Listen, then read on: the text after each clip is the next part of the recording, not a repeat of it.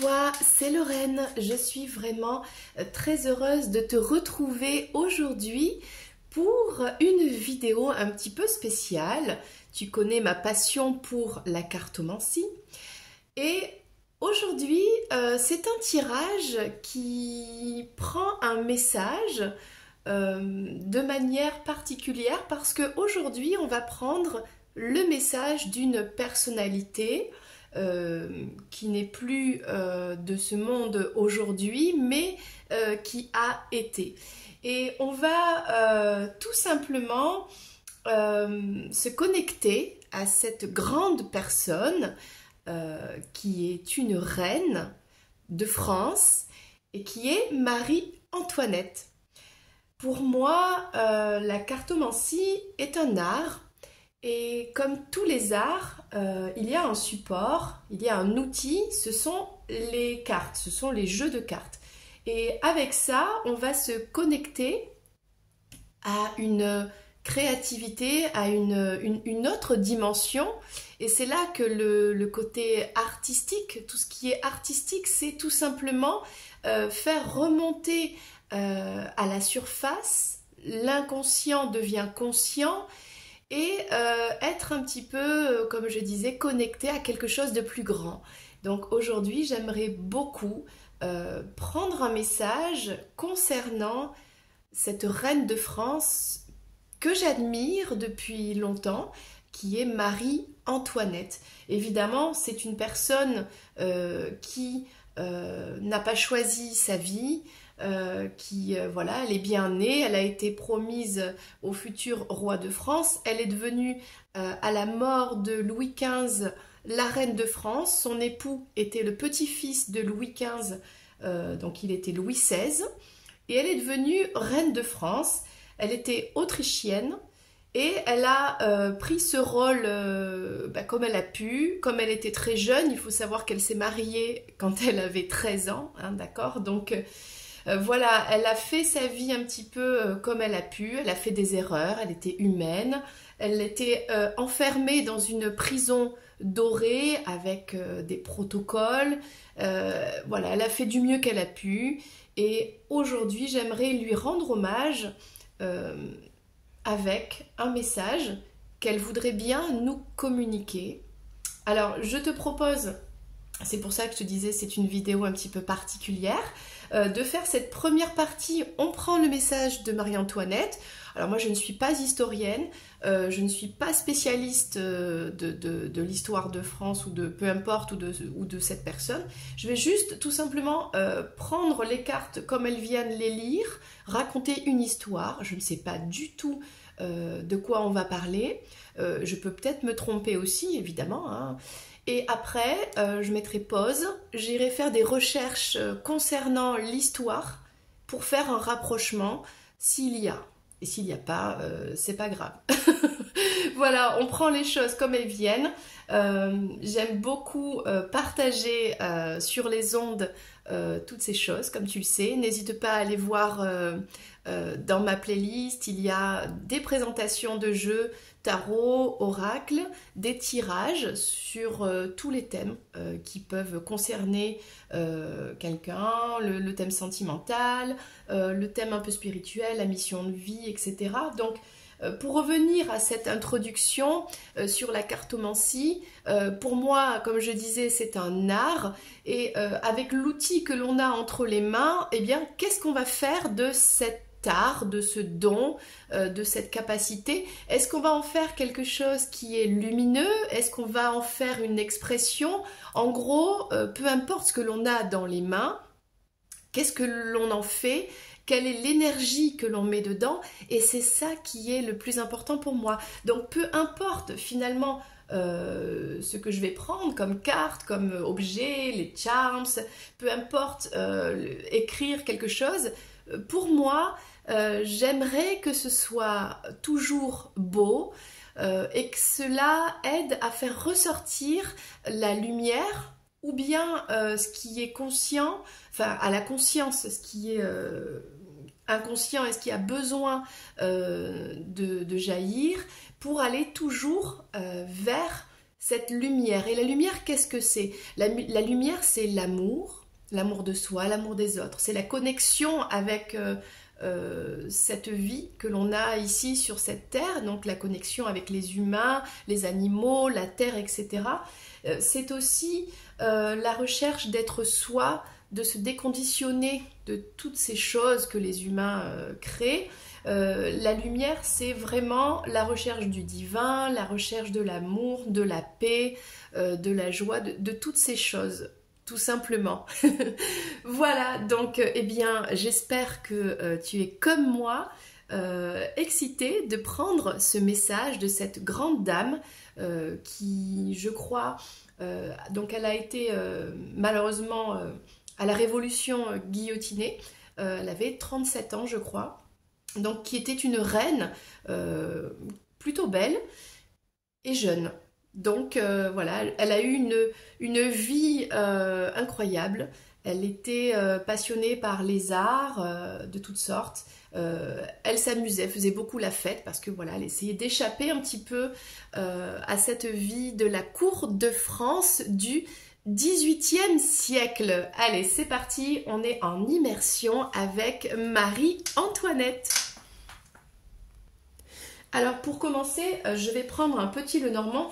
J'ai cherché dans ma bibliothèque des cartes qui seraient du XVIIIe siècle, de l'époque de Marie-Antoinette. Malheureusement, j'en ai pas trouvé. Peut-être le petit Tétéia, et encore, c'est pas sûr. Il y avait à l'époque des jeux à la cour, des jeux de cartes de salon, on appelle ça. Il y avait comme ça pour s'amuser, hein, les choses étaient très légères. On appelait ça la CB des salons, et encore, je crois que c'est arrivé plus tard. À l'époque, ils jouaient plutôt aux jeux d'argent, ce genre de choses. Donc, c'est pas grave. J'ai pris mes cartes d'influence un petit peu anciennes. Ce ne sera pas le XVIIIe siècle, ce sera plutôt le XIXe siècle. Mais c'est pas grave, on va quand même essayer de prendre un message avec une époque qui se rapproche un peu plus. Et du coup, ça pourrait être un message de ce que Marie-Antoinette lègue plus tard, de cette empreinte qu'elle a laissée, en tout cas à la France. Alors, on va prendre un petit Lenormand. Et on va aller creuser des informations. Alors là, j'ai deux ladies dans ce jeu, donc je vais prendre la plus jeune, qui est celle-ci, alors qui ne lui ressemble pas, parce que Marie-Antoinette était blonde aux yeux bleus, donc elle était autrichienne. Nous allons en fait construire autour de ce personnage des informations que les cartes vont nous révéler, et on va voir ensuite les précisions avec les autres jeux de cartes. Alors, nous avons cette Marie-Antoinette. Et on va donc comme ceci disposer des cartes. Et on va bien...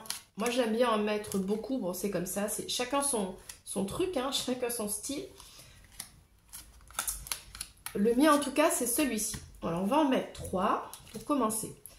Marie-Antoinette, on va prendre, on va dire, le courant de sa vie, ce qu'elle souhaite nous léguer de son empreinte, en fait, voilà, c'est ça. Les choses que l'on sait d'elle et les choses qui sont cachées, peut-être des secrets qu'elle voudrait nous révéler. Alors déjà, on va voir un petit peu sa vie passée. De toute façon, elle appartient au passé. Donc, on voit bien ici qu'on a un roi, d'accord? On a des poissons, donc on a l'abondance financière, l'abondance, l'argent, quoi.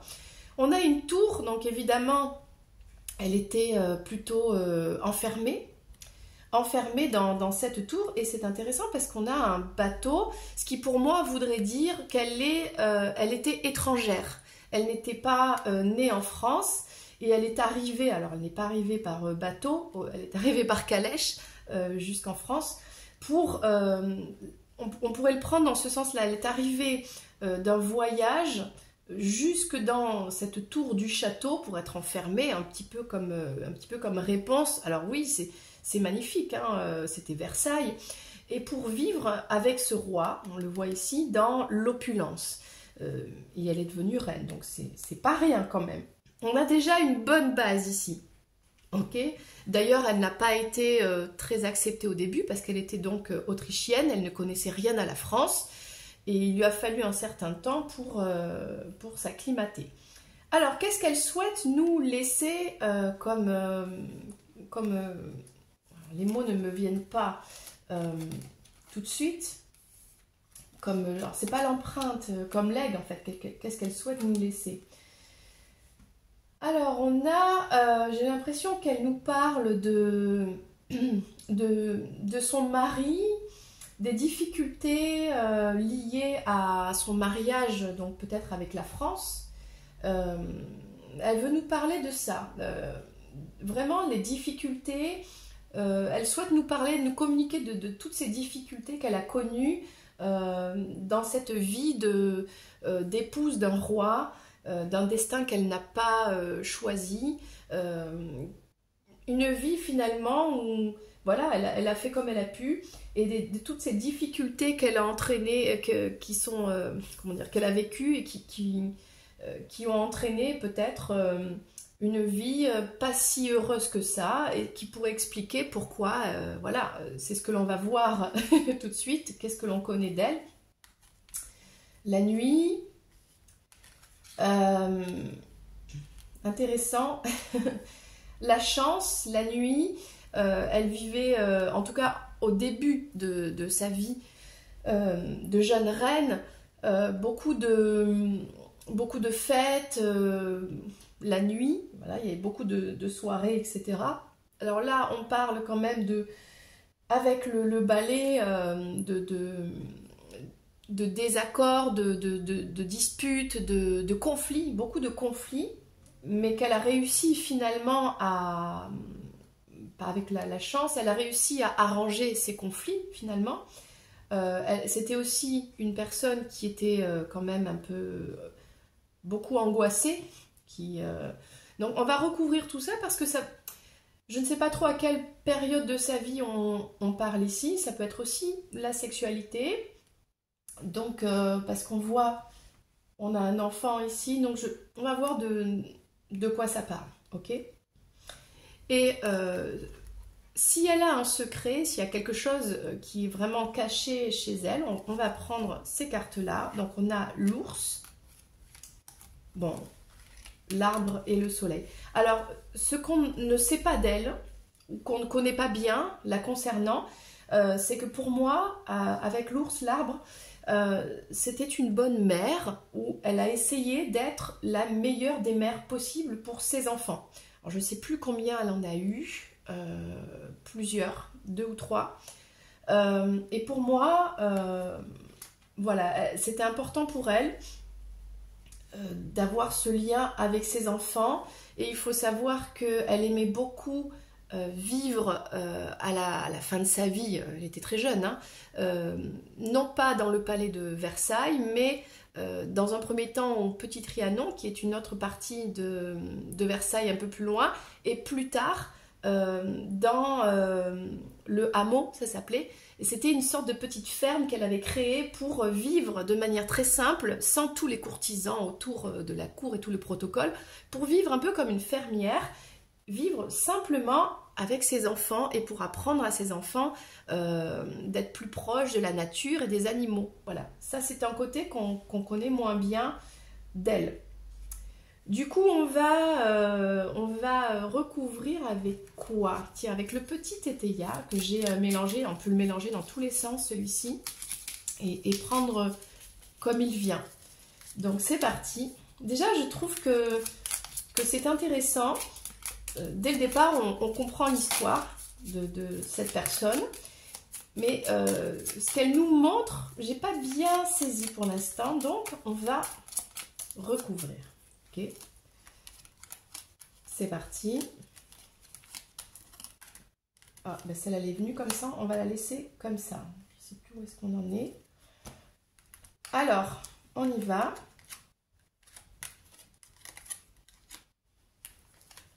Alors, je retourne d'abord les cartes pour voir. de quoi est-ce que ça parle? Bon, ben voilà, on a 2 cartes à chaque fois. C'est très intéressant, le petit Tétéia. Alors, de ce qu'elle nous montre, elle nous parle de ce que l'on sait, en tout cas. Moi, je vois quand même cette sexualité. C'est vrai qu'on a accusé Marie-Antoinette quand même de beaucoup de choses, d'avoir des amants, hommes et femmes, etc. Et là, elle nous dit qu'il y a une fidélité sur un homme important, un homme qui a de grands honneurs. Donc, alors, il faut savoir qu'elle était très amoureuse du comte de Fersen. Donc, est-ce que c'est cet homme-là? Parce qu'il y a quand même un enfant qui est lié à cette histoire. Est-ce que c'est son mari? J'ai hâte d'en savoir plus, parce que certaines mauvaises langues, ou peut-être des langues, peu importe, disent que peut-être tous les enfants ne sont pas de Louis XVI, mais de son amant, qui est le comte de Fersen. Là, on voit qu'il y a une fidélité à un homme, ça peut être son mari aussi, parce qu'il n'y a pas l'amour qui est sorti, les cœurs ne sont pas sortis, d'accord? Donc, on va voir. Après là, c'est avec la nuit, la sexualité la nuit, c'est la chance, on se voit en douce. On voit son amant en douce. C'est vrai qu'aujourd'hui, je crois qu'il n'y a pas de certitude qu'elle ait réellement trompé son mari, mais elle a eu quand même cet amant, enfin, on l'appelle amant, mais c'est cet homme galant auprès d'elle pendant des années, qui a tout fait à la fin pour sauver sa vie. C'était de l'amour véritable, donc ce serait étrange qu'il n'ait pas pu se voir dans une intimité. Donc moi, c'est ce que je pense. Bon, on va recouvrir plus tard. Alors, qu'est-ce qu'on y dit dans le passé? Donc, c'est une personne qui vient de l'étranger, qui s'est retrouvée, donc une femme. Alors, c'est marrant, on nous parle d'une femme qui avait des ambitions un petit peu religieuses. À la base, c'est vrai elle était très chrétienne ou catholique, et que c'était important pour elle de maintenir ce côté-là, même si elle était, finalement, elle n'était pas spécialement pieuse, ni, comment dire, elle était très jeune et immature, et elle voulait s'amuser dans la vie. Mais on a quand même ce côté. Alors, est-ce que c'est peut-être l'influence d'une femme qui était auprès d'elle? Ça pourrait être sa mère, notamment, qui a organisé ce voyage et cette vie dans l'opulence, etc., avec ce roi. Ça peut être sa mère, par exemple, ou une femme importante avec cette ambition pour elle, et une femme avec des valeurs issues de la religion. Je crois que c'est catholique, il me semble. Ça pourrait être intéressant pour sa vie. Alors, elle nous dit que voilà, elle a eu des difficultés dans son mariage avec son mari, mais elle a eu la jouissance, la victoire, la jouissance, la grossesse. Elle s'est abandonnée à la jouissance, elle a eu des enfants. J'ai l'impression que ça parle quand même de son mari Louis XVI, qui au début de leur mariage, pendant plusieurs années, n'arrivait pas à concevoir d'enfants parce qu'il ne s'aimait pas vraiment. C'était un mariage évidemment royal, arrangé, etc. Mais peut-être elle veut nous dire que au final, ça a marché, ils ont réussi à avoir des enfants, et du coup, ce serait bien ces enfants-là, par exemple. Là, on nous parle de ce de ce qu'on ne sait pas d'elle, peut-être. C'est alors, on a un homme blond. Je ne sais pas du tout l'homme blond si c'est Louis XVI. Je ne suis pas sûre. Ou si c'est le comte de Fersen. Moi, je crois que ce comte de Fersen, qui était son amour, l'amour de sa vie, qui était beau, jeune, suédois, il était blond. Alors, veuf, je ne sais pas. Ça, par contre, je ne connais pas sa vie de cet homme-là. Ou peut-être quelqu'un, on est aussi innocent dans les faits. Il y a quelque chose d'intéressant qui est gardé un petit peu, parce qu'on a le côté d'être maman, le côté d'un lien, on a une belle énergie, on a de l'amour, on a de l'affection et on a cet homme blond qui apparaît dans quelque chose qui est un petit peu caché, que l'on garde pour soi. Donc moi j'ai l'impression ici que c'est le comte de Fersen, voilà. Et ça c'est ce qu'elle avait pour elle à l'intérieur, c'est-à-dire le fait d'aimer profondément sa famille, même sa dynastie en fait, son lien royal, etc., pour ses enfants et avec cet homme notamment. Hein, il y a quelque chose comme ça. Donc, très intéressant cette guidance. Moi, ça me passionne. Je sais pas toi, toi qui regardes la vidéo, ce que ça te fait. Peut-être que tu apprends des choses aussi. Et c'est ça aussi qui est intéressant dans le partage. D'accord? Donc tu peux peut-être, en même temps, tu fais ton ménage et tu apprends comme ça des choses sur Marie-Antoinette. Alors là, j'avais pas fait de demande particulière. On a un couple. Alors là, de quoi ça nous parle? Pour moi, ça parle je crois que c'est une femme ici qui s'amuse. On a un homme plutôt sérieux qui va travailler et on a la maison, le palais. Donc là, l'énergie, c'est voilà, pendant que monsieur va s'occuper des affaires du royaume, madame s'amuse dans son palais. C'est un petit peu l'image qu'elle a, cette reine. C'était sûrement assez proche de la vérité, même si Louis XVI aussi essayait de fuir un petit peu son destin quelque part. Voilà. Alors, on va recouvrir un petit peu toutes ces branches de ce tirage, voilà, pour avoir des indications. Alors, celui-ci, c'est l'oracle, je ne sais plus lequel c'est, romantique, je crois. C'est parti, hop. Alors, dans le passé, qu'est-ce qu'on a de plus? Bon, rien de spécial. Alors, je continue.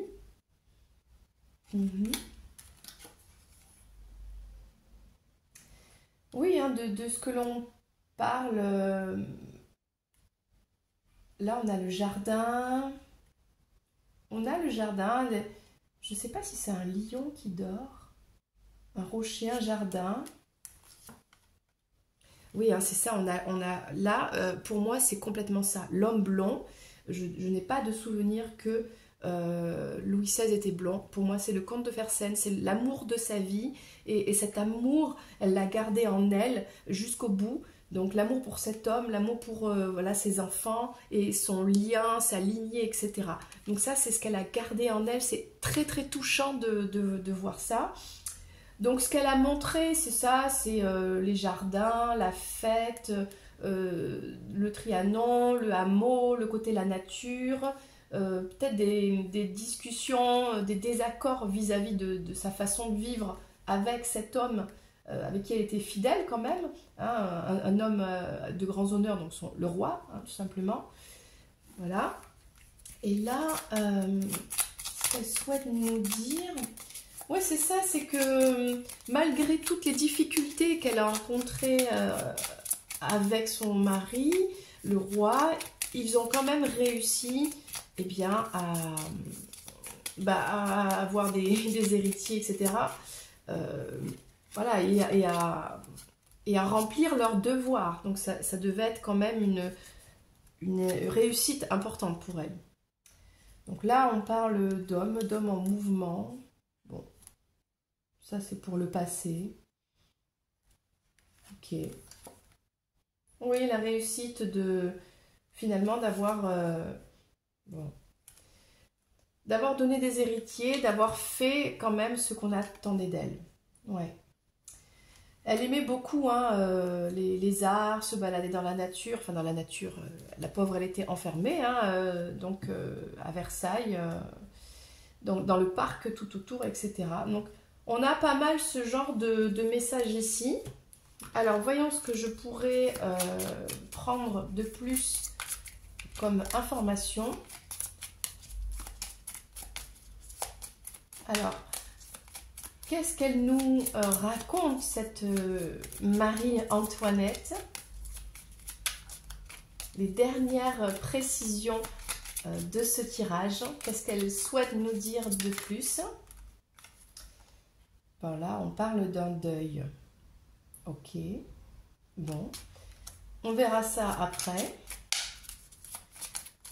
Évidemment, peut-être d'aller honorer sa mémoire, parce que là on voit quelqu'un qui va sur une tombe, qui est en deuil. Donc peut-être que ce qu'elle souhaite nous dire, c'est d'honorer sa mémoire dans la bienveillance, c'est-à-dire de comprendre sa vie sans jugement, parce que c'est comme ça qu'on accepte les autres et qu'on les aime pour ce qu'ils sont réellement. Voilà, ils ont fait du mieux qu'ils ont pu.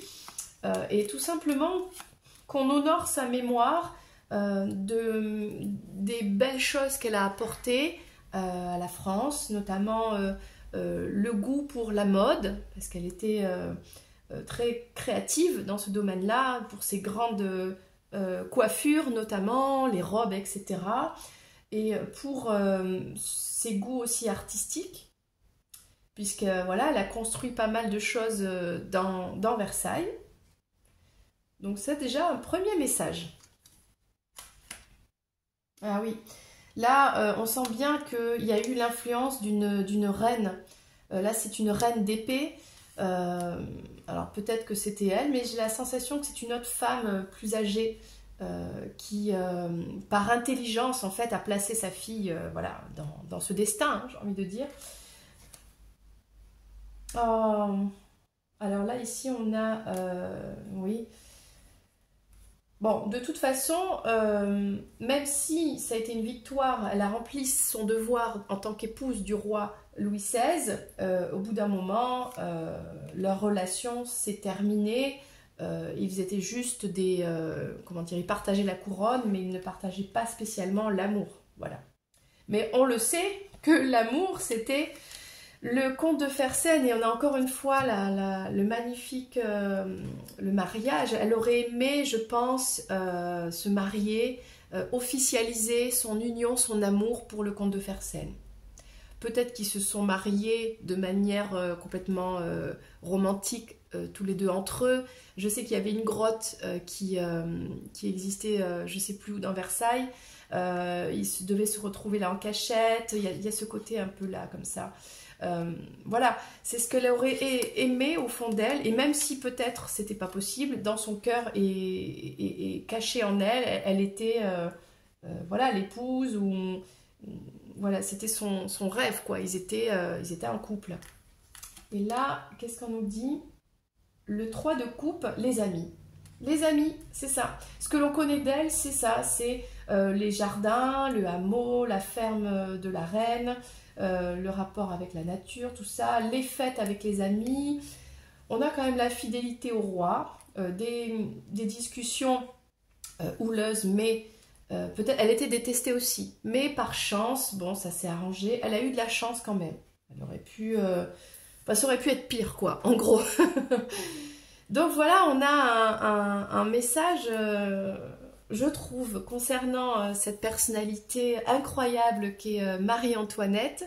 Je trouve qu'on a un message qui est complètement cohérent, mais vraiment, qui raconte vraiment finalement une histoire que l'on connaît déjà. Et ce qui est le plus touchant, c'est ce qui est à l'intérieur, là, ce qui est caché, eh ben, c'est cet amour pour ses enfants, pour les siens, ses proches. Et pour l'amour de sa vie, cet homme-là, un homme blond. Alors je vais quand même me mettre pause sur cette vidéo et je vais aller vérifier cette histoire de l'homme blond. Un homme innocent dans les fers, un homme veuf, qu'est-ce que c'est que ça? Je vais quand même prendre un renseignement sur le comte de Fersen, où en était sa vie, parce qu'il est resté plusieurs années au service de Marie-Antoinette. Donc ça, ce sera juste la dernière petite information que je vais aller chercher sur Internet, dans les faits historiques, parce que tout le reste, ça nous dit ce que l'on sait déjà et ce qui est vraiment sa vie. En tout cas, si ça t'intéresse, il y a un film de Francis Ford Coppola, non, de sa fille Sofia Coppola, qui s'appelle Marie-Antoinette, qui montre bien ce côté amusement, fête, l'opulence, etc. Mais aussi, quelque part, son désespoir d'être dans cette prison dorée. Donc elle fait comme elle peut pour trouver un peu de bonheur. On parle aussi de son amour, le comte Fersen, le Suédois. Et il y a bien sûr plein de documentaires et c'est passionnant. Et si un jour tu as la chance d'aller à Versailles, eh bien régale-toi bien parce que c'est vraiment l'un des plus beaux palais du monde entier. Voilà, Versailles à côté de Paris. Eh bien, j'espère que tout ça, ça t'a plu. Reste encore avec moi, je vérifie tout de suite l'information pour le comte, oui, le comte de Fersen.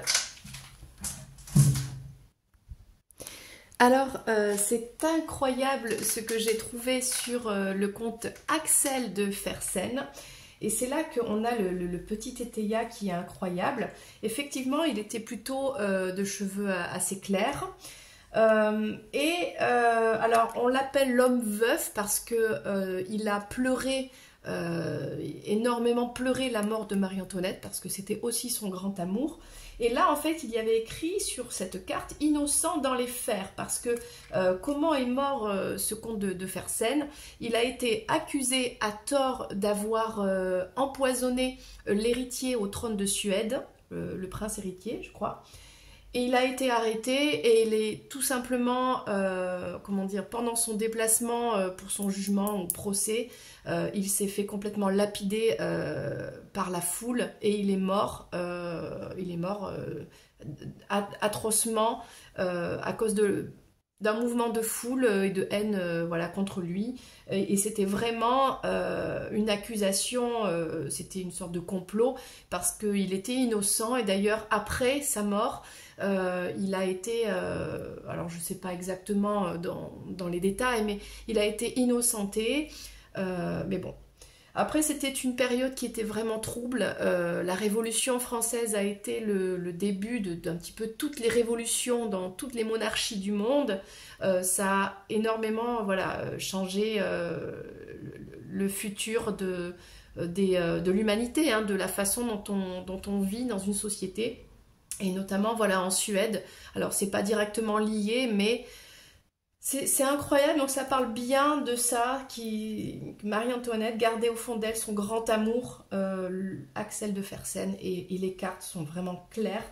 Un homme accusé à tort, enfin, et veuf, c'est-à-dire après sa mort à elle, parce que ça s'est passé plusieurs mois ou années après, hein, plusieurs années il me semble après, donc c'est vraiment lui. On a vraiment la confirmation que là, les cartes parlaient de lui. Voilà, c'était un reportage de cartomancie incroyable et très très émouvant. Vraiment, j'ai adoré. N'hésite pas à me partager tes commentaires. Et tu sais quoi? On va en faire plein d'autres. Ouais. Plein d'autres personnalités célèbres et des personnalités qui ont quelque chose à raconter, à partager avec nous, voilà, parce que c'était ça aussi le but de cette guidance. Et là, on en revient encore à ce que je disais en présentation, la lumière et la lumière de Marie-Antoinette, en conclusion, pour terminer ce tirage, c'était l'amour.